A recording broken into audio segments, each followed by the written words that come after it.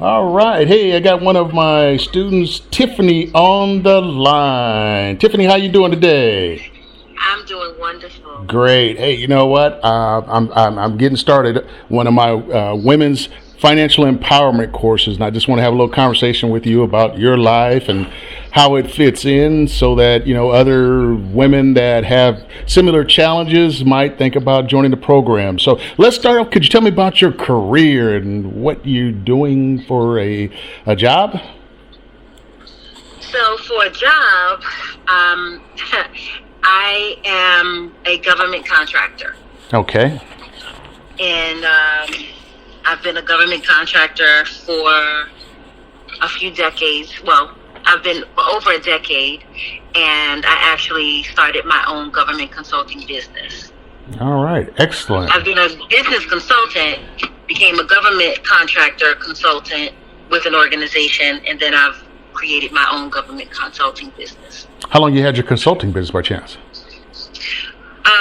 10 years. All right. Excellent. So you're well into it. Great. Give me a little bit of information about your education background. So I have a bachelor's degree in business, finance, and I have an executive MBA in international business finance. Wow. That sounds exciting.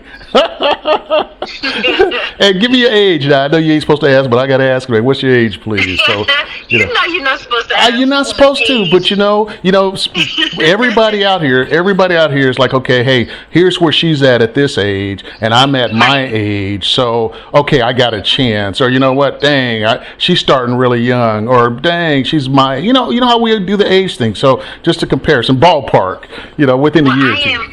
I'm 48. All right, excellent. That's still young, still in the first quarter of your life. All right. So you have children? I do. I have one daughter. One daughter.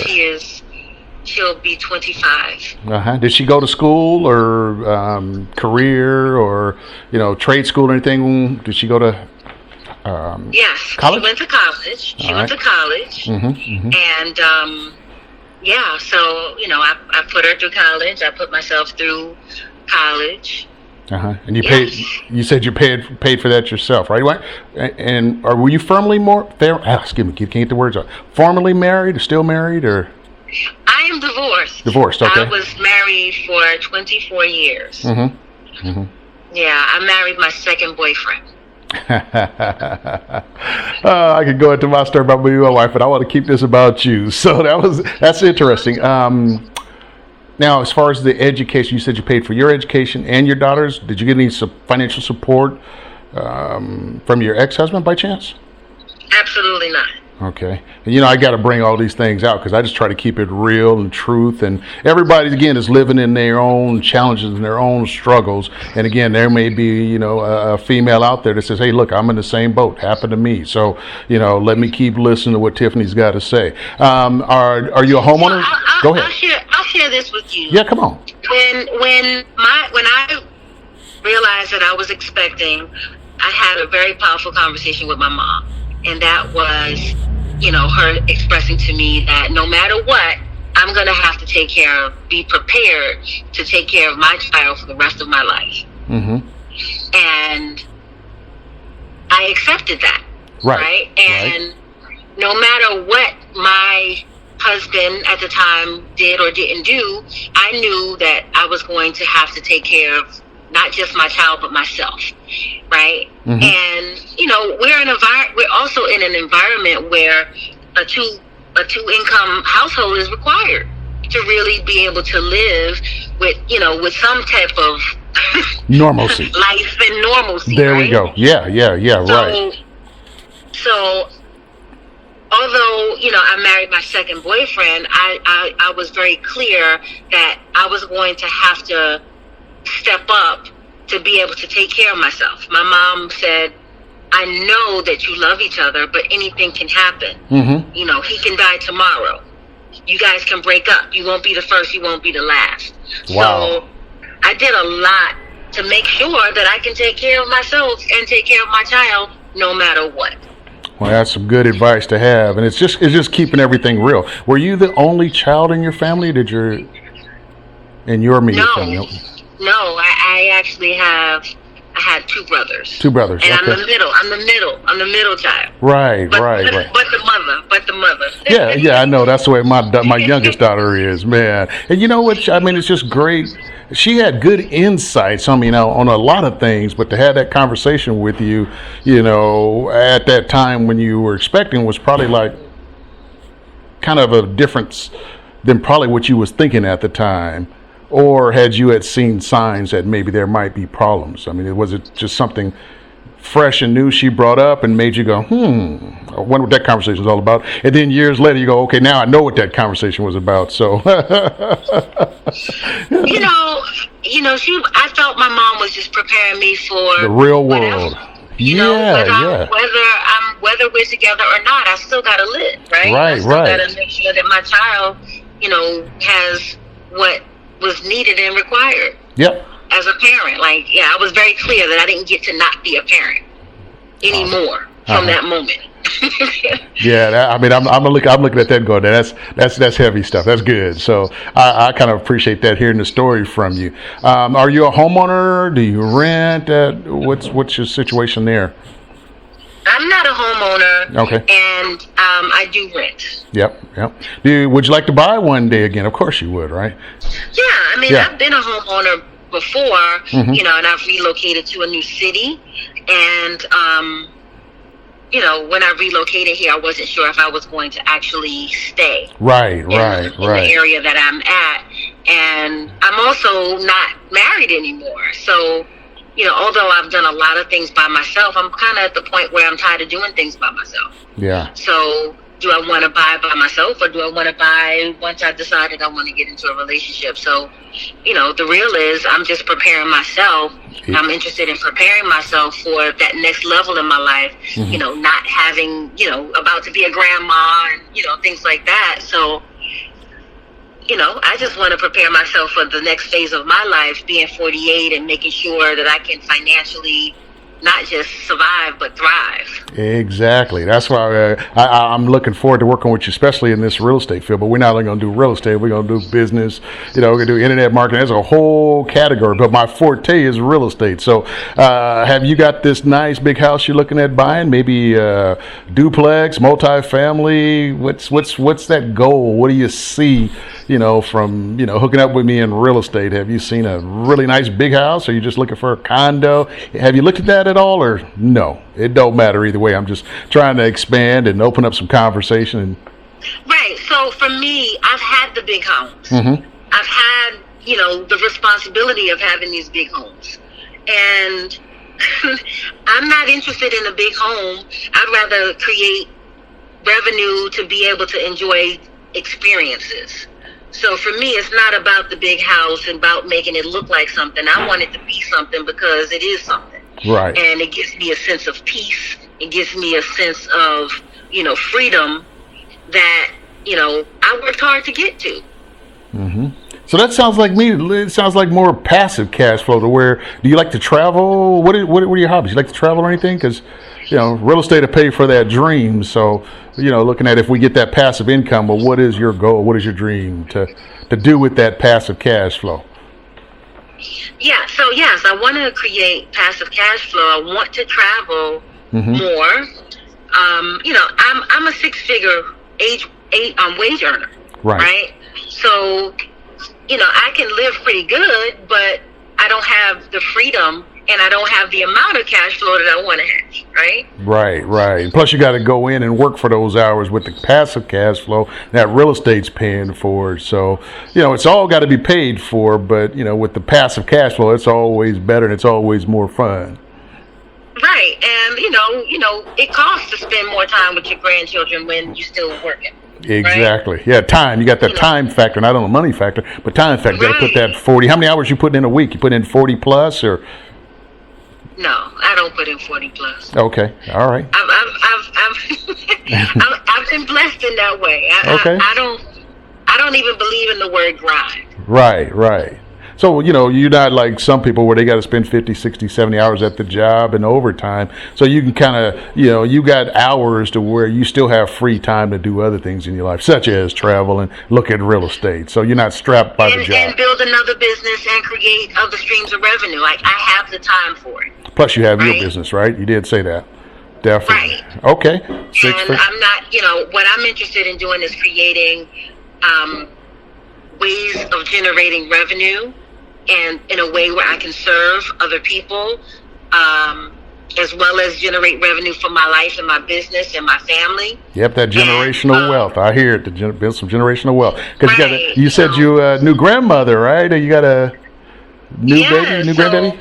Yeah, I'm ready to create and do things even differently than I did with my own. Mm-hmm. Right? I'm ready to pay my grandbaby.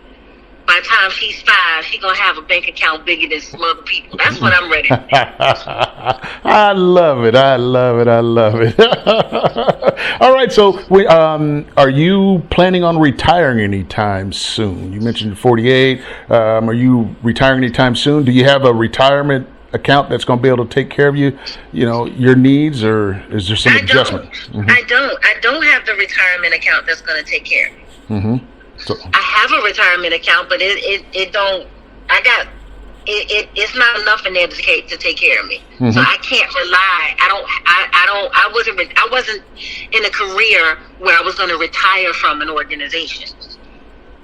Right. Okay. So now, with your retirement plan, is it so much a month, or is just a bulk amount that you have set aside? But you said it's not going to be enough to fund your retirement, right? Absolutely not. Yeah. What do you have? I'm looking to create revenue from real estate transactions that will be able to sustain me. That'll be perpetual in ways that's going to be able to sustain not only my retirement but my lifestyle. Got it. I got it. So real estate, we got it. And I'm starting from ground zero. Okay, I like that too. See, again, that's being real. And there's somebody out there I noticed saying, "Wow, I thought I was the only one that was in the shoes of Tiffany." And some people, they kind of feel bad, and that's just the way life is. Hey, look, here I'm at 48, my career, my education, I got, my daughter and my grandbaby, not a homeowner, my retirement's not funded. Man, is it only me? Am I the only one in this spot? No, there's a lot of people in this spot. So, even at 48, we're going to take on this real estate thing. We're going to go out here and try to get some of those funds to take care of some of these things. And that's what I love about what I do. And just as I'm interviewing you now, I can't wait to turn those things around and make that video. If it wasn't for COVID, I would try to do this stuff live. But even if we have to do it over the phone, hey, I want to hear you say that, look, things have turned around financially. All those things that we talked about in that first call on, August 28th, 2021. Here it is, such and such a date. And we've got this knocked out. I own this. We got this. I got the granddaughter taken care of. She got that bank account. Oh man, I'm already thinking bigger. I see more things for you than you probably see for yourself, and I got to say that. But I know you're a big thinker also, so you got big plans, and I hope to help you get those plans. Let me keep it going before I get too excited. Renting. What else I want to talk about? Student loans. You have any student loans, debt? Oh my gosh. Uh-oh. I might have to pull that one back the way that came out. Let's talk about it, because again, everything is good. I want everybody to know, what I do real estate, and when I talk about what I do, this ain't, somebody that has everything just handed out to them. There's times when people have things and people that don't have things, but anybody can do real estate. I know that for a fact, and I didn't start out with everything. So, let's talk about student loans, since that was a pain point. Yes, student loans has absolutely been a huge factor for me in a lot of ways. Mm-hmm. I have 6 figures in student loans, and that's just my student loans, not my daughter's student loans. Okay, right? Say that one more time, because I missed that and I don't even understand. You said something about 6. What is it? 6 figures of student loans. Oh, 6 figures of student loans. Okay, all right, 6 figures of student loans, and that's between you and your daughter. No, that's just mine. Okay, you got 6 figures of student loans. I got 6, highly educated. Okay. with six figures in student loans, right? Right. So being someone in the finance industry, very successful in finance, I have not been.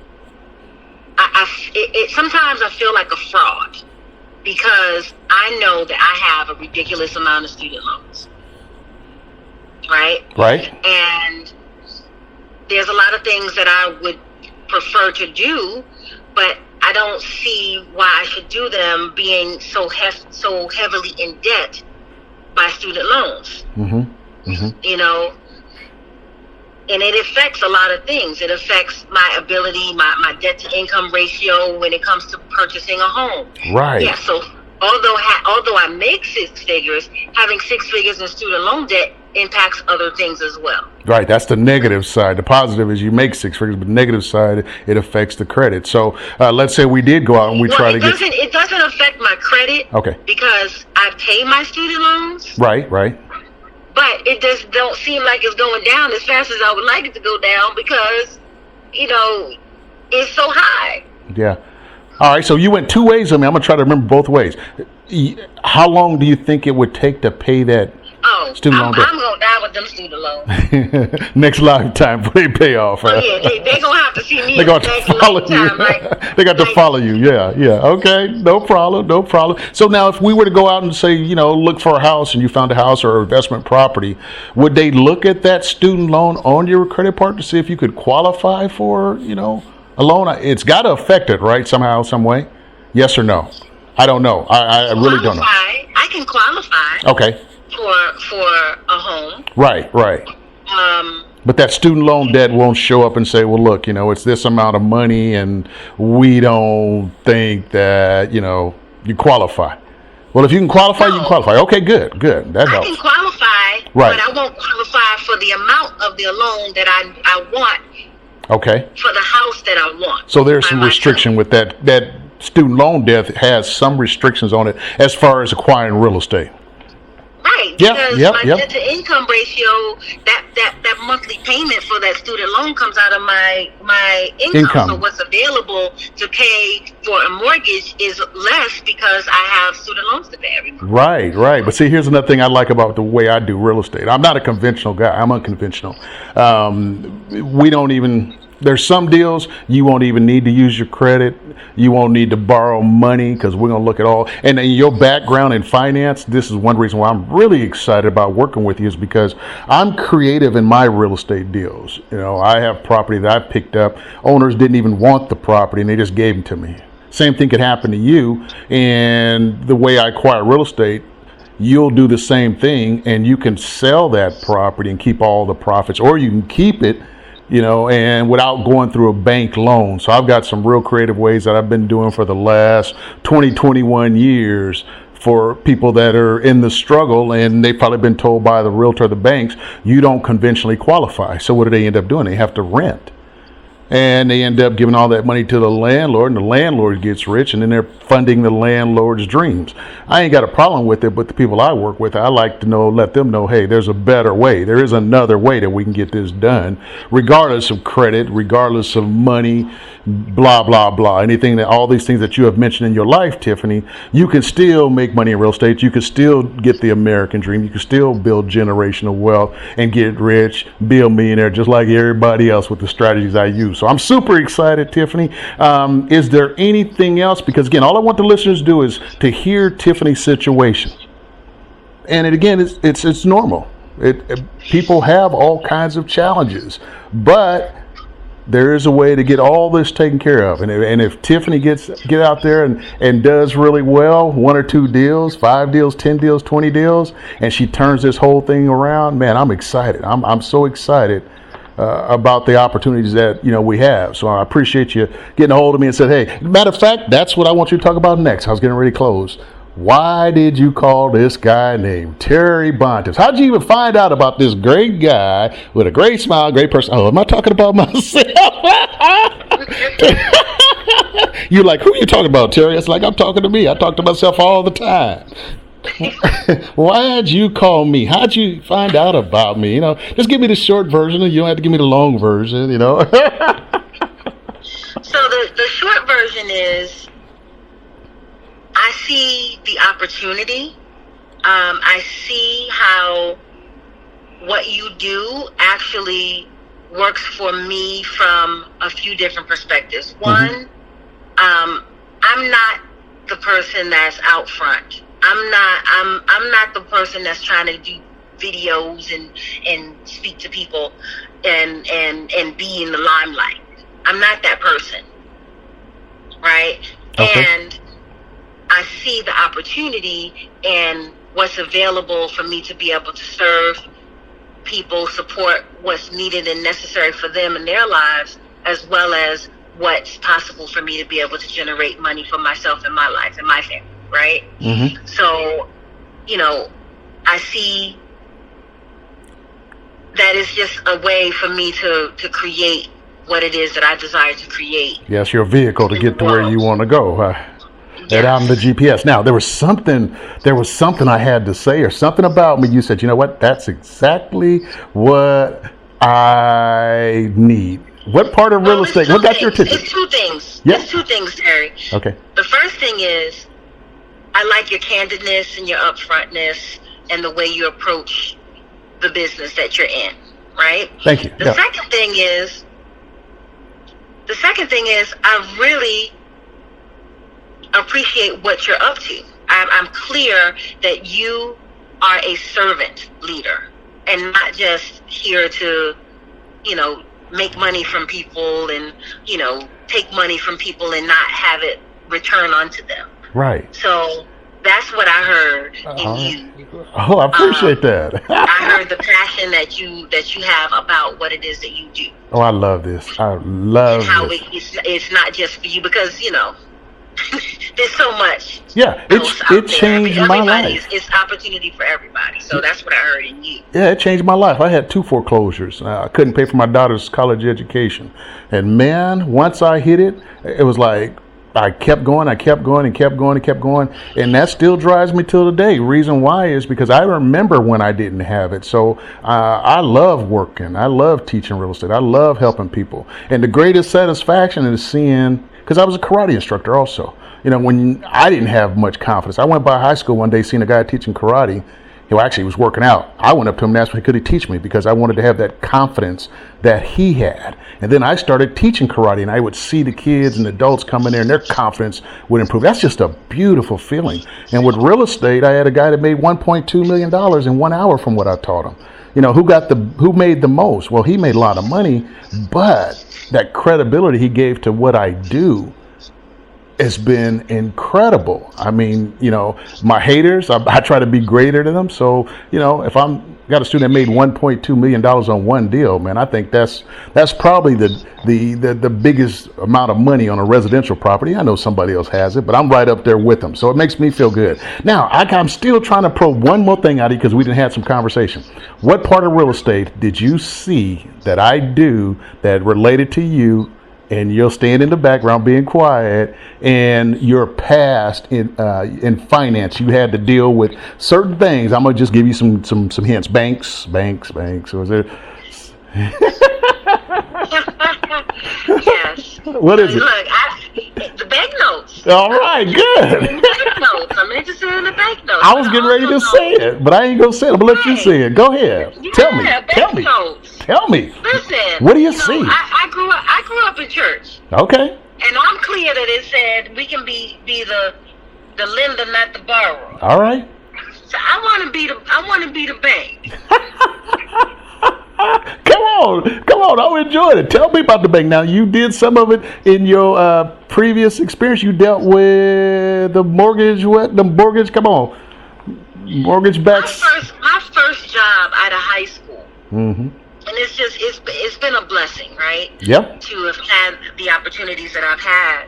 But my first job out of high school was mortgage-backed securities on a trading floor in New York. Okay, hold on one second. Hold on one second, Tiffany. Some of these guys, what you just said went right over their head because they don't know what all that stuff is. But you dealt with mortgage-backed securities. Come on, keep talking to them. I'm gonna let them go Google mortgage-backed securities at the same time they listen to you. Right. So, that I was 17, 18 years old doing mortgage-backed securities. And, you know, I knew and I did it well. However, you know, when you work for an organization, you work for them. You know, so being good in so many areas of finance. I've done almost every area of finance except personal finance. Mm-hmm. That's all right. And so investment banking, commercial banking, I mean, I can go on and on and on and on and on. Wow, you guys, so, and if you listen to Tiffany. At the end of the day, I did it for them. Right, it didn't generate any extra income. I've thought many times, if I could just get 1% of this transaction, that'd be perfect. And you can. Let me say this, Tiffany. With your brilliance in your mind and your intellectual property, you kind of remind me of the guy that did the 1.2. He had everything. He was a commercial real estate investor. He already owned commercial property, and he had money. But he just missed that one thing when he went to the bank. He wanted to buy a building, and the bank says, we can't sell it, but we'll sell you the note.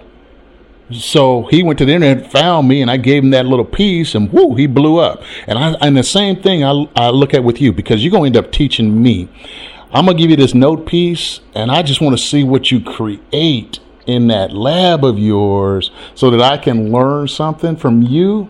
And I'm so excited about it because I don't have a clue what you do in the finance world, but man, I'm willing to learn, I'm willing to watch, and I'm just willing to keep pouring into you until you say, hey, Terry, look, boom, it's over, game over. I'm like, wow, what did you do? Well, we just did something with a 100-unit apartment, 150-unit apartment. We just did something with a motel, and I'm like, oh my gosh, you know. So I love it. Tiffany, thank you kindly. Is there anything else that you want to give women out there? Because again, this is my women's only group that I'm working on, financial empowerment. People say, Terry, why do you want to work with women? I said, you know what? I'm an equal opportunity wealth builder, but I do know this. I do know that I live in a house with women. My mom was a single mom, and so I have a heart to help women. I have a heart to help men. But, you know, this is my project. This is my new mission. So is there anything you want to leave out there for, you know, women? And if guys listen, hey, ain't nothing wrong with listening, because I do the same thing. I always listen in on women's group. I want to see what women are doing because I just like being sharp. I like being the best. So anything else? You know, it's a lot of things that I can say, Terry, but I'm looking forward to the journey, and I'm not looking at my age. I'm not looking at, you know, I'm not even looking at gender, my experience. Anything. Exactly. You know, because I know that I'm going to have to, you know, approach this as me learning something new, right? Mm-hmm. And I just know that I'm no smarter than anybody else. You're not no smarter than anybody else. And if I have had the successes that I've had, it's available for everybody else. If you have had the successes that you have had, it's available for everybody else. And it's enough sunshine for everybody to get a tan. Of course. So let's go get it. Yeah, that's called abundance. I don't have a scarcity mentality. And I'll tell you what, once I heard and once I got this in my bones and in my blood, 90% of this country's millionaires created their wealth in real estate. I'm going, wow. That's a high number. Shit. I could fit in that group. You know, if they would have said only 10% of people make their millions in real estate, I'd be like, oh man, I still think I can make it. You know, because I just think I got a different mind. I'm a rare person.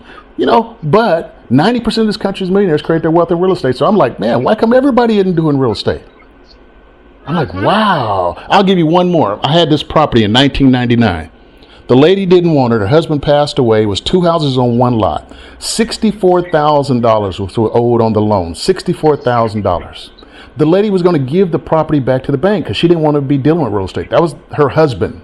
He did all the real estate, and she just wanted to spend time with her grandkids. Tiffany, I asked her for those houses. She gave them to me. She didn't ask me for no money, Tiffany. She just gave them to me because she didn't want them. I didn't need no credit. I didn't even have the $8,000 that the house was behind. I bought it from my dad.